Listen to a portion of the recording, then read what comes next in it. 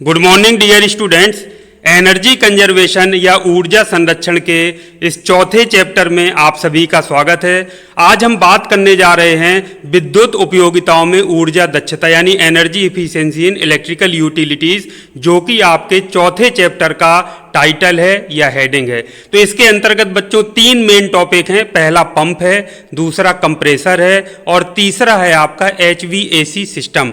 तो ये तीनों सिलेबस के अनुसार महत्वपूर्ण टॉपिक हैं और निश्चित तौर पर चूंकि आपके सिलेबस में दिए गए हैं तो इनसे कोई ना कोई प्रश्न आपसे जरूर पूछा जा सकता है। तो पहला जैसे पंप का यदि हम हेडिंग की बात कर लेते हैं तो पंप में जो पहला प्रश्न आपका बनेगा वो है पंप से आप क्या समझते हैं, ये पंप होता क्या है, पंप कितने प्रकार के होते हैं और पंप के अनुप्रयोग या जिनको कहते हैं एप्लीकेशंस बताइए।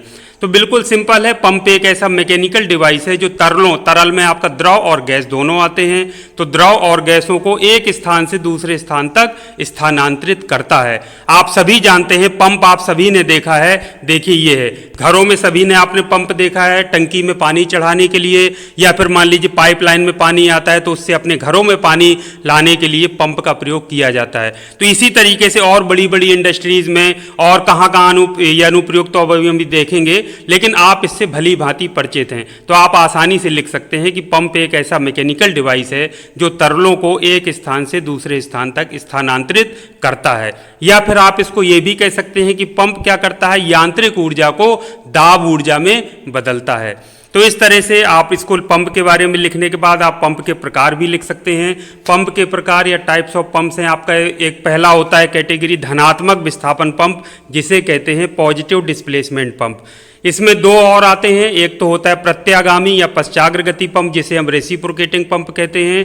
दूसरा होता है घूर्णन पंप या रोटरी पंप। तो ये बच्चों याद रखिएगा, पहला है धनात्मक विस्थापन पंप या पॉजिटिव डिस्प्लेसमेंट पंप, इसमें आता है प्रत्यागामी या पश्चाग्रगति पंप जिसे हम रेसिप्रोकेटिंग पंप कहते हैं, और दूसरा होता है घूर्णन पंप या रोटरी पंप। इनके जो डायग्राम है बिल्कुल ईजी और सिंपल है, उसको आप बना लीजिए। इसमें भाई नाम से ही पता चल रहा है कि पश्चाग्रगति यानी पिस्टन जो होता है आगे पीछे गति करता है, जिसकी वजह से जो हमारा लिक्विड है, चाहे वो आपका लिक्विड हो या फिर गैस भी हो सकता है, वो डिस्प्लेस होता है। तो घूर्णन पंप में घूर्णन गति होती है, जिसकी वजह से जो आपका तरल है वो विस्थापित होता है। दूसरी जो कैटेगरी है वो है गतिज दाब पंप यानी डायनेमिक प्रेशर पंप। ये इसमें पहला होता है अपकेंद्री पंप यानी सेंट्रीफ्यूगल पंप और दूसरा होता है नोदक पंप। ये सारे जो पंप हैं ये इलेक्ट्रिकल वाले, मैकेनिकल वाले, इनके कुछ और अन्य विषय भी होते हैं जिसमें ये सारे पढ़ते हैं। तो ये सेम टू सेम वही है। एनर्जी कंजर्वेशन में इसको पढ़ाए जाने का मकसद सिर्फ थोड़ा और बढ़ जाता है कि इन सभी का जो जैसे पंप है, एयर कंप्रेसर है या HVAC सिस्टम है, तो इनके सिद्धांत को समझने के बाद हम ऊर्जा का संरक्षण कैसे कर सकते हैं, ये हमारा मेन मकसद होता है। तो इसको आपको सिंपल चित्र बना करके उसको एक्सप्लेन कर देना है और उसके कॉन्सेप्ट को समझ लेना है। बस ये दो प्रकार के पंप आपके होते हैं, दो मेन कैटेगरी हैं। अनुप्रयोगों की बात करें तो बिल्कुल ईजी है, हम सभी जानते हैं। एक तो कृषि में सिंचाई के लिए पंपों का प्रयोग किया जाता है, कुओं से पानी निकालने के लिए किया जाता है, टंकी में पानी चढ़ाने के लिए प्रयोग किया जाता है। पेट्रोलियम पदार्थ जो होते हैं उनको एक स्थान से दूसरे स्थान तक स्थानांतरित करने के लिए भी आपका ये पंपों का ही प्रयोग किया जाता है। जो मशीन टूल होते हैं उनमें आपने देखा होगा, जैसे लेथ मशीन होते हैं तो उसमें एक तरल गिरता रहता है, तो वो शीतलक होता है, या स्नेहकों को भी यदि हमको एक मशीन में सप्लाई करना है तो उसके लिए भी पंप का प्रयोग किया जाता है। तो मशीन टूलों में शीतलक या स्नेहकों को पंप करने के लिए प्रयोग किया जाता है। निर्वात पंप भी होता है, निर्वात उत्पन्न करने के लिए। IC इंजन जो होते हैं उसमें फ्यूल इंजेक्ट करने के लिए फ्यूल इंजेक्शन पंप का प्रयोग किया जाता है। हाइड्रोलिक जो मशीन्स होती हैं उनमें भी पंप का प्रयोग किया जाता है। जैसे कूलर भी हमारे घरों में प्रयोग होता है तो उसमें भी जिसे हम टिल्लू पंप कहते हैं छोटा सा, तो वो भी क्या है, एक पंप है। तो इस तरह से बहुत सिंपल है, आप आसपास अपने चीजें देख करके एक बार इसको पढ़ करके आसानी से इसके बारे में लिख सकते हैं। दूसरा इसमें जो प्रश्न बनता है कृषि पंपों यानी एग्रीकल्चर पंप्स की ऊर्जा दक्षता को समझाइए। तो ये आपको पता है कि बड़े पैमाने पर खेतों में सिंचाई होती है और सिंचाई के लिए पंपों का प्रयोग किया जाता है, तो कृषि पंप यानी एग्रीकल्चर पंप्स हम उनको बोलते हैं, जो विशेष तौर पर सिर्फ सिंचाई के लिए प्रयोग किए जाते हैं।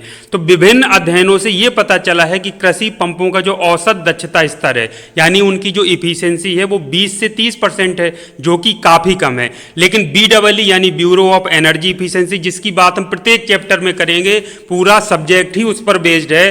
तो ये जो BEE जो स्टार लेवल वाले कृषि पंप जो बनाता है या उसको मार्क करता है, बनाता नहीं है BEE, उसको मार्किंग करता है, स्टार लेवल प्रदान करता है। इसके बारे में हम पहले भी बात कर चुके हैं।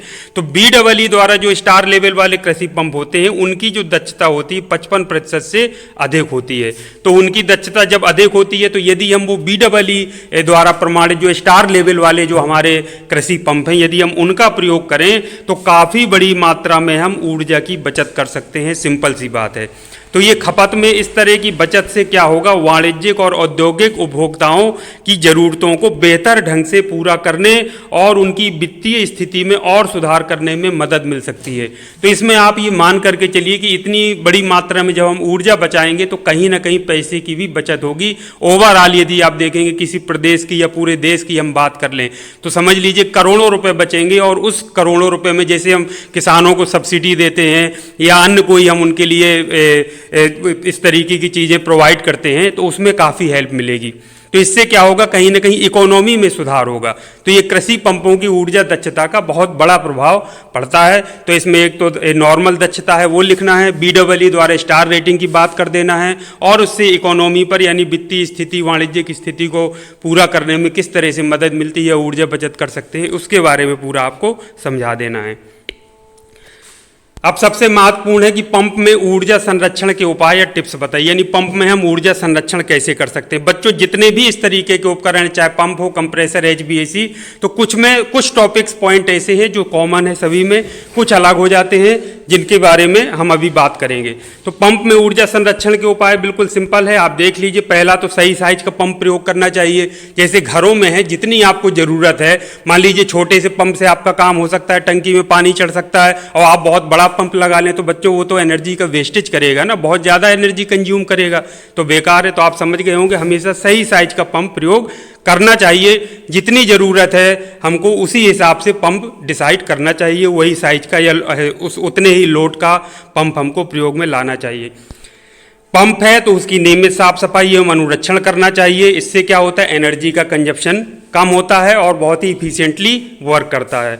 जब आवश्यकता ना हो तो पंप को बंद कर दें। जब जरूरत नहीं है, मान लीजिए पानी भर गया या जो भी हमारा काम हम कर रहे हैं वो हो गया, तो हमको पंप को बंद कर देना चाहिए। ऊर्जा दक्ष पंप का प्रयोग करना चाहिए, यानी जो BEE द्वारा जिसको स्टार रेटिंग प्रदान की गई हो और उच्च स्टार रेटिंग हो, वही पंप हमको प्रयोग में लाना चाहिए, क्योंकि वो बड़ी मात्रा में ऊर्जा की बचत करते हैं। दूसरा, जो प्रेशर लॉस है वो कम होना चाहिए। उसमें प्रेशर लॉस यदि कम होगा तो हम क्या होंगे, ऊर्जा बचाने में हम सफल हो पाएंगे, यानी ऊर्जा की बचत होगी। सही ट्रिम का उपयोग करना चाहिए ताकि कंट्रोल वाल्व पर होने वाली हानि से बचा जा सके। तो सिर्फ यही दो है, चूंकि इसमें पाइप प्रयोग किया जाता है तो उसमें प्रेशर लॉस कम हो, और सही ट्रिम का उपयोग करें ताकि कंट्रोल वाल्व पर होने वाली हानि से बचा जा सके। तो इस तरह से आपने देखा कि 6 इसमें हैं आपके टिप्स या उपाय, जिनको जरूर फॉलो करना चाहिए। इससे हम ऊर्जा की बचत कर सकते हैं पंपों में। तो ये बिल्कुल इजी है। इसी तरीके से दूसरा जो टॉपिक है आपका इस चैप्टर में, वो है संपीड़ित वायु प्रणाली, यानी कंप्रेस्ड एयर सिस्टम। यानी सीधे कंप्रेस्ड एयर सिस्टम चाहिए तो एयर कंप्रेसर की हम बात कर रहे हैं। एयर कंप्रेसर आपने सभी ने देखा होगा, आप बाइक में हवा भराते हैं, 4 व्हीलर में, ट्रकों में, बसों में, तो बड़ा सा एक पात्र होता है, टैंक होता है जिसमें एयर स्टोरेज होता है, उसमें मोटर या पंप चलता रहता है। आपने देखा होगा, पाइप होता है, फिर उससे क्या होता है, हवा चेक करके टायर में भरी जाती है। तो ये हम उसी एयर कंप्रेसर की या वायु संपीड़क की बात कर रहे हैं। तो वायु संपीड़क या एयर कंप्रेसर से आप क्या समझते हैं, ये पहले प्रश्न में आ जाएगा। कंप्रेसर कितने प्रकार की होती है और कंप्रेसर के अनुप्रयोग लिखिए या बताइए। तो पंप की तरह कंप्रेसर भी आपका इस तरह से एक प्रश्न बन जाएगा। तो बात कर लेते हैं वायु संपीड़क। नाम से ही पता चल रहा है, यह एक ऐसा मैकेनिकल डिवाइस है जो वायुमंडल की वायु को संपीड़ित करके वांछित दाब पर आपूर्ति करता है। तो वायुमंडल से हवा लेता है और उसको क्या करता है, संपीड़ित करता है या कंप्रेस करता है, और जितना वांछित दाब हमको चाहिए उस पर सप्लाई करता है। तो यही तो काम है, उसमें नाम से ही पता चल रहा है, वायु संपीड़क, यानी वायुमंडल की वायु लेकर के उसको संपीड़ित करना या कंप्रेस करना। तो ये एयर कंप्रेसर का काम है। और वायु संपीड़क को अंग्रेजी में एयर कंप्रेसर कहते हैं। ये जरूर ध्यान रखिएगा, क्योंकि परीक्षा में हो सकता है वायु संपीड़क या संपीड़न या इस तरीके के शब्द हिंदी में न लिखकर वो हो सकता है एयर कंप्रेसर को हिंदी में भी एयर कंप्रेसर जैसे ये लिखा हुआ है उसको बोल दे। तो प्रत्येक बच्चे को ये पता होना चाहिए कि हाँ, कंप्रेसर का मतलब संपीड़क की या फिर एयर का मतलब वायु की बात हो रही है। अब इसमें भी हम बात करें तो कंप्रेसर के जो प्रकार होते हैं, ये बिल्कुल पहला तो एक आपका होता है प्रत्यागामी या पश्चाग्रगति कंप्रेसर, जैसे पंप होता है। दूसरा घूर्णन कंप्रेसर, इसमें भी पंप भी इसी तरह का होता है। अक्षीय कंप्रेसर यानी एक्सियल कंप्रेसर, और चौथा होता है अपकेंद्रीय कंप्रेसर यानी कि सेंट्रीफ्यूगल कंप्रेसर। सिंपल सा इनका डायग्राम बना लीजिए, कॉन्सेप्ट समझ लीजिए, इससे पता चल प्रत्यागामी या पश्चाग्रगति कंप्रेसर में कैसे एयर कंप्रेस होगी। पिस्टन मूव करेगा आपका, पिस्टन पश्चाग्रगति यानी आगे पीछे गति करेगा तो में क्या होगी, एयर कंप्रेस होगी। घूर्णन कंप्रेसर में क्या होगा, घूर्णन गति की वजह से एयर कंप्रेस होगी। अच्छी एक्सियल कंप्रेसर में एक्सियली एयर का मान लीजिए, उसमें कॉन्सेप्ट जो है एक्सियली एयर का प्रवाह होता है और उसमें आपका जो कंप्रेशन की प्रोसेस होती है तो उसको हम नाम दे देते हैं एक्सियल कंप्रेसर। या अपकेंद्रीय कंप्रेसर में सेंट्रीफ्यूगल एक्शन की वजह से कंप्रेशन की प्रक्रिया हो रही है तो उसको हम अपकेंद्रीय कंप्रेसर या सेंट्रीफ्यूगल कंप्रेसर कह सकते हैं। तो इस तरह से सिंपल सा शब्द में आप जाइए, समझिए, उसके कॉन्सेप्ट को चित्र के द्वारा एक्सप्लेन कर दीजिए तो आसानी से आप उसको बता सकते हैं, एक्सप्लेन कर सकते हैं। कंप्रेसर में एक बड़ा महत्वपूर्ण टॉपिक दिया है, लीकेज टेस्ट को समझाइए। कंप्रेसर में यदि लीकेज हो जाता है तो उससे बहुत ज़्यादा एनर्जी का वेस्टेज होता है। तो हमें तो एनर्जी बचाना है, एनर्जी कंजर्वेशन की हम बात कर रहे हैं, तो हमें एयर के लीकेज को रोकना है। तो इसमें देखिए कंप्रेसर में वायु का लीकेज होने पर दक्षता कम हो जाती है तथा ऊर्जा की खपत बढ़ जाती है। वायु के रिसाव को जांचने के लिए, रिसाव को अंग्रेजी में हम लीकेज कह रहे हैं, तो जांचने के लिए निम्नलिखित विधियां उपयोग में लाई जाती हैं, इसको माइंड में बैठा लीजिए।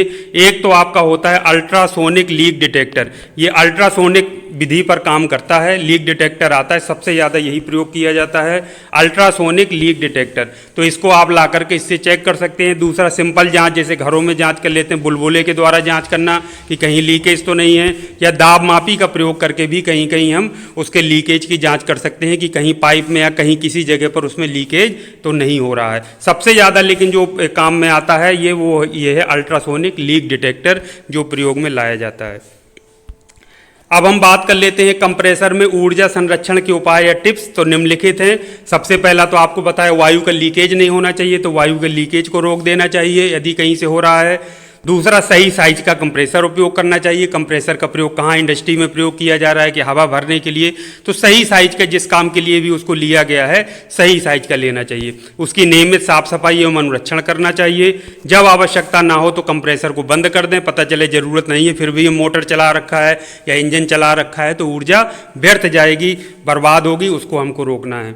अगला है ऊर्जा दक्ष कंप्रेसर का प्रयोग करना चाहिए। तो बताया कि जो भी हो एनर्जी इफिशिएंट इक्विपमेंट लें। पुराना जो बहुत हो गया है वो बहुत ज़्यादा एनर्जी कंज्यूम करता है, उसको हटा करके नए जो आधुनिक आ रहे हैं और यथासंभव यदि BEE द्वारा प्रमाणित है, जैसे स्टार रेटिंग है या नहीं स्टार रेटिंग है तो फिर भी इफिशियंट है, यदि कोई अच्छी कंपनी का या BEE द्वारा प्रमाणित आ रहा है तो उसको ही लेना चाहिए। आवश्यकता से अधिक दाब पर ऑपरेट नहीं करना चाहिए। जितने दाब की प्रेशर की आवश्यकता हो उतने पर ही उसको ऑपरेट करना चाहिए। और जो फिल्टर होता है उसको नियमित अंतराल पर बदलते रहना चाहिए। इससे क्या होता है, इफिशियंसी उसकी अच्छी रहती है और एनर्जी कंजप्शन कम होता है। तो इस तरह से सिंपल से टिप्स है, इनको याद रख लेंगे तो आपका हो जाएगा। और दूसरा है संपीड़ित वायु का, लास्ट है संपीड़ित वायु का सही जगह उपयोग करना चाहिए। तो इस तरह से ये 8 टोटल पॉइंट्स हैं जिनको आप आसानी से लिख सकते हैं। एक बार समझ करके माइंड में बैठा लेंगे तो आपको याद रहेगा और पूरे आप सिस्टमेटिक तरीके से लिख पाएंगे। अब ये बड़ा महत्वपूर्ण है HVAC। अभी वाइवा में हमने पूछा बच्चों से तो बड़ा मुश्किल हो रहा है बता पाना HVAC क्या होता है। तो HVAC के सबसे पहले फुल फॉर्म समझिए।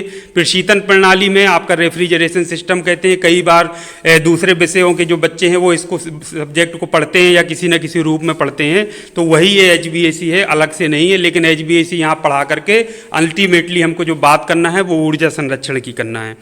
तो HVAC का जो फुल फॉर्म है HVAC प्रशीतन प्रणाली, तो इसमें HVAC का फुल फॉर्म देख लेते हैं। तो इसमें H से कहलाता है हीटिंग, V फॉर वेंटिलेशन और AC का मतलब एयर कंडीशनिंग। तो HVAC सिस्टम का फुल फॉर्म हो गया heating, ventilation and air conditioning system.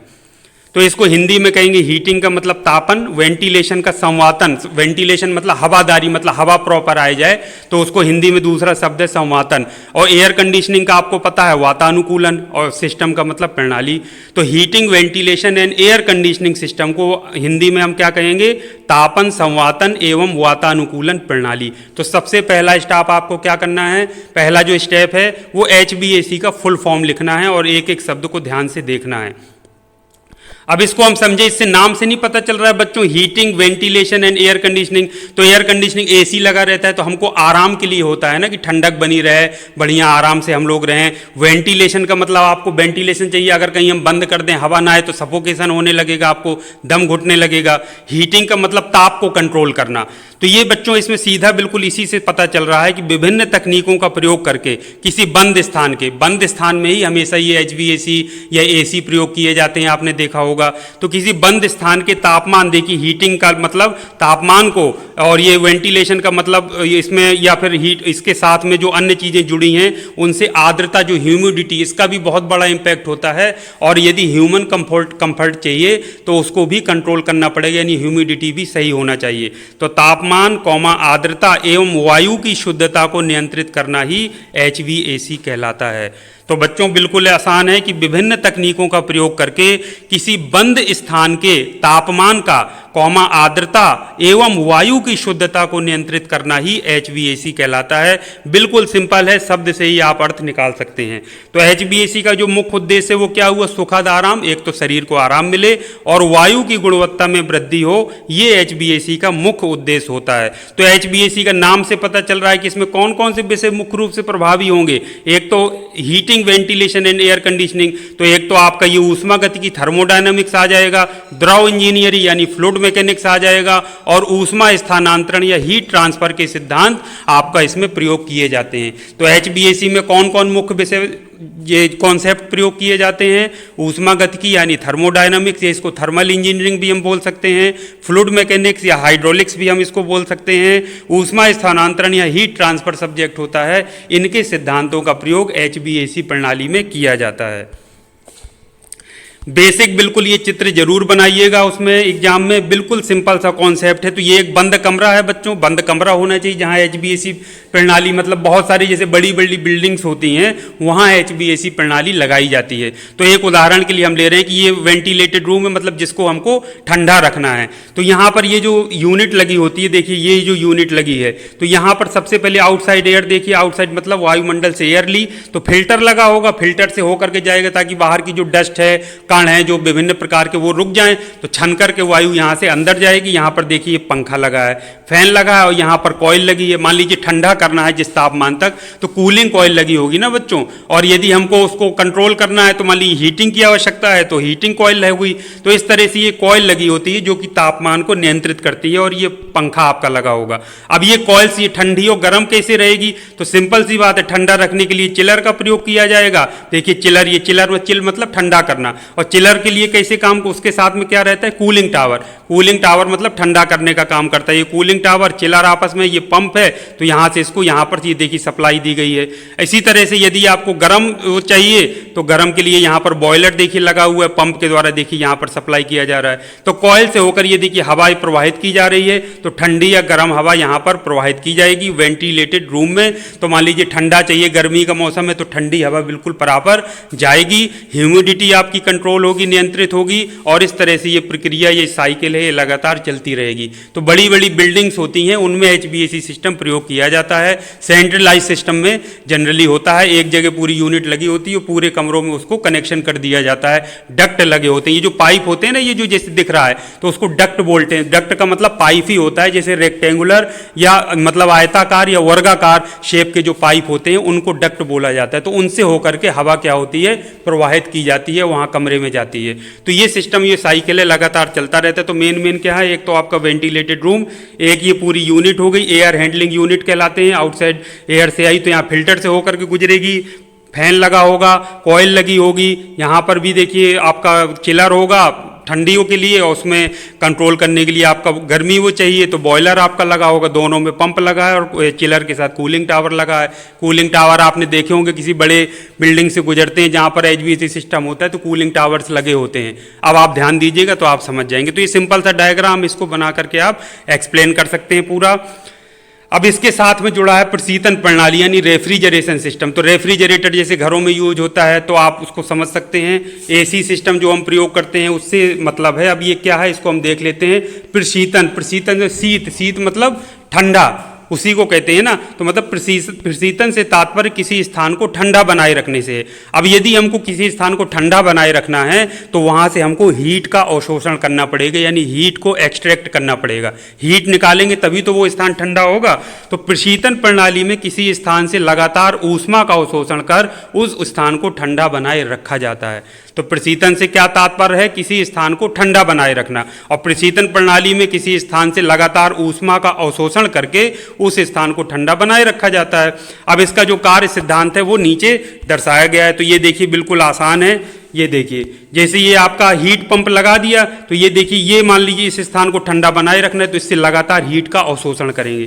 तो देखिए हीट अवशोषित हुई, ये देखिए ये हीट अवशोषित हुई। इस पर अवशोषित कराने के लिए हमको कार्य कराना पड़ेगा तो W in रहेगा और यहाँ पर ये हीट क्या होगी, यहाँ पर हम एटमॉस्फेयर में उसको रिलीज कर देते हैं या हम उसको कहें ऊपर वाले तापमान में रिलीज कर देते हैं। इसी तरह से इसकी वर्किंग को अगर आप देखें तो ये आपका इवेपोरेटर है। ये देखिए इवेपोरेटर लगा होगा जो कि हीट का अवशोषण हो रहा है यहाँ पर। उसके बाद ये जाएगा कंप्रेसर में, यहाँ पर कंप्रेस किया जाएगा। उसके बाद कंडेंसर में हीट रिजेक्ट होगी। उसके बाद एक्सपेंशन वाल्व से होते हुए फिर यहाँ पे इवेपोरेटर में ये कंटिन्यूअस प्रोसेस चलती रहती है। तो ये जो इवेपोरेटर यहाँ पर ये जो स्थान ठंडा करना चाहिए, ये जो अवशोषित की जा रही हीट ये कहाँ से, जिस स्थान को ठंडा रखना है वहाँ से हीट अवशोषित करके इवेपोरेटर आगे कहाँ भेज दे रहा है, कंप्रेसर, कंप्रेसर से कंडेंसर, फिर हीट रिजेक्ट हो रही है एक्सपेंशन वाल्व से होते हुए फिर इवेपोरेटर में। तो ये प्रशीतन प्रणाली का यानी किसी स्थान को ठंडा बनाए रखने का कॉन्सेप्ट है। इसके विभिन्न साइकिल्स भी होते हैं।